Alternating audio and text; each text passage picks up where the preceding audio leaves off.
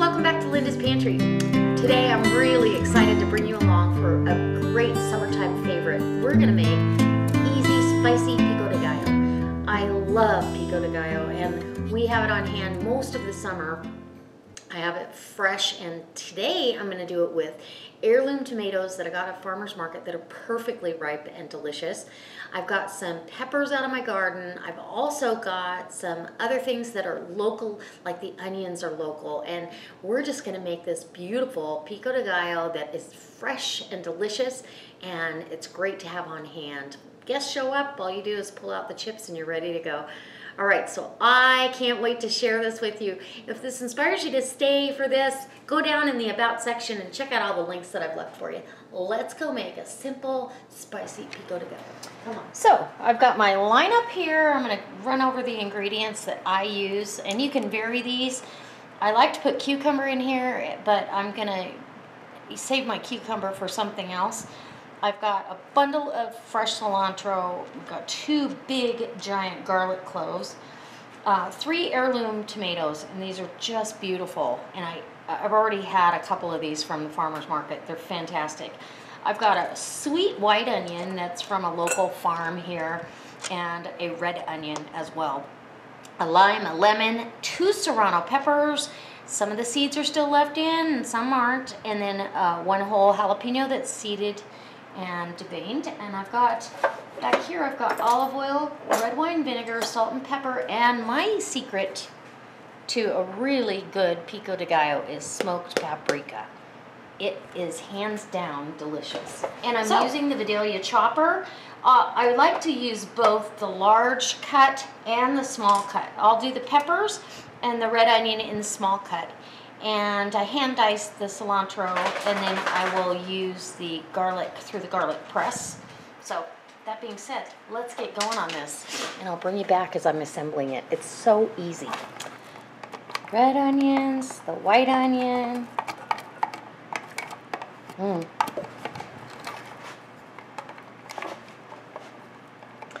jalapeno and serrano.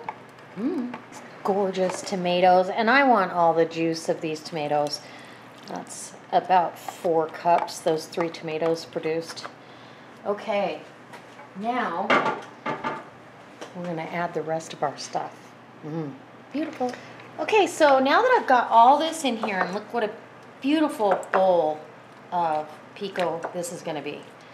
This is just delicious. I can't wait. So I got my cilantro all chopped up. Go ahead and put that down. I've got my garlic that I'm going to run through the garlic press. Maybe. That piece is so big it needs to be cut in half. That's a big clove of garlic. So we're going to do those 2 large cloves. And if you don't want garlic in there, you could leave that out, I suppose. Really, any of these ingredients are interchangeable. You don't have to do it just like this. This is just an idea. I like the zest of the lime. And again, this is how I zest. So I turn the zester and take 1 pass so I can see where I'm at. And these limes are delicious right now. But the zest has all those essential oils and really adds a really nice, bright flavor. There you go. And then you don't get any of that pith in there. And you just dump that over. Give your lime a cut in half, and your lemon, which I scrub these. I have a really good wash, but you can just scrub them with vinegar and water, or vinegar, white vinegar, and it does absolutely the same thing. Get all the residue off the citrus. And buy organic if you can. Okay. These squeezers are fantastic. Okay. Done. And you can put those in your compost pile as long as you don't overdo the citrus in there. You're good to go. Get rid of my cutting board. Now we're going to move on to the other ingredients that go in here. And I like to put olive oil, a little bit of olive oil, not much. So I just kind of go twice to 3 times around the bowl. That was probably 4. But just a little bit of oil. You don't need much, and you can leave it out if you're trying to, you know, restrict oil, but that's a healthy oil to use. Avocado oil would also be a good alternative.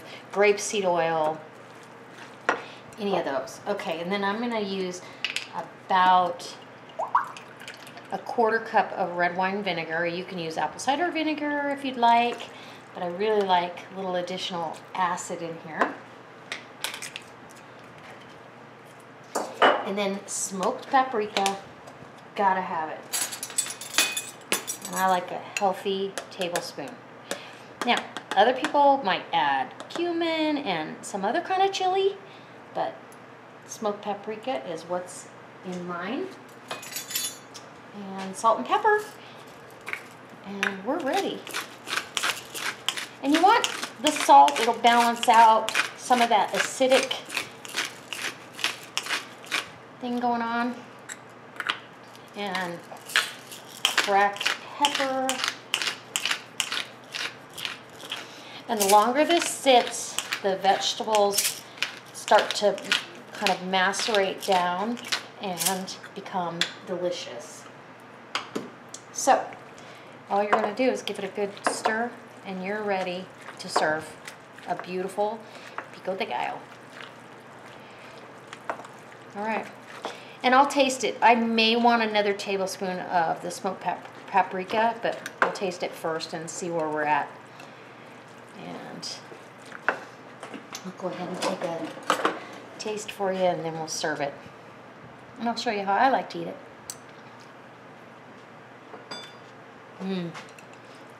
Oh, perfect. If you wanted more kick from the smoked paprika, you could certainly add that in there, but I'm going to leave it just the way it is.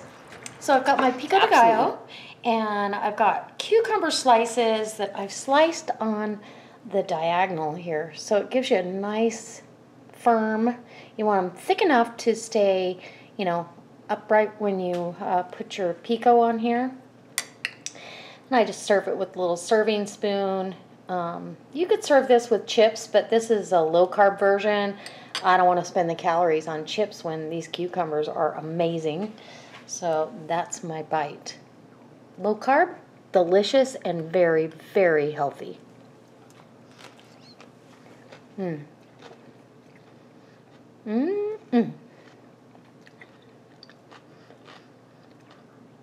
the cucumber adds such a great spin to the pico.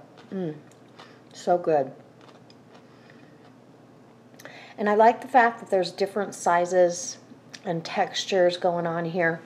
And the nice thing is, when you have a spoon like this, you don't have to double dip. You can just pile some more on. And this is all for me, so it doesn't matter anyway. So, another bite. And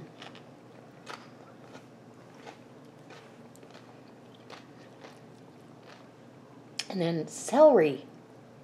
Fill up a celery boat. And you could do this for your guests as well. You could have these already filled.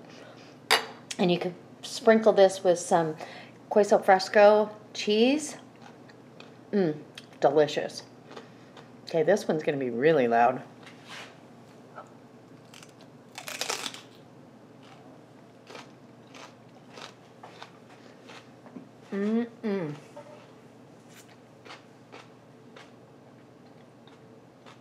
So good. So I highly recommend that you try making your own Pico de Gallo. It's super easy. It's very, very healthy. You get all those summertime vegetables all in one bowl, and try the smoked paprika because it takes it to a new level. It's not overly hot. It's full of spicy and flavor, but not hot on the tongue at all. So even the wimpy lips in your family would like this. So I hope it inspires you to step outside the box, maybe make your own Pico De Gallo if you don't already do that, and try the smoked paprika because it's a really delicious twist. And I can't wait to see you next time. I hope if you're not a subscriber, you hit subscribe so you get notified whenever I upload a video, and go down in the About section and check out all the links that I've left for you. Facebook, my Wild Tree website, as well as Zacon Foods link where you can shop for deep discounted meats. And I have also got my mailing address if you ever want to drop me a line. I just got a really, really nice gift today, and I so appreciate it. I need to do a video. So, that being said, I'll see you next time. Stay tuned for that. God bless. That's done.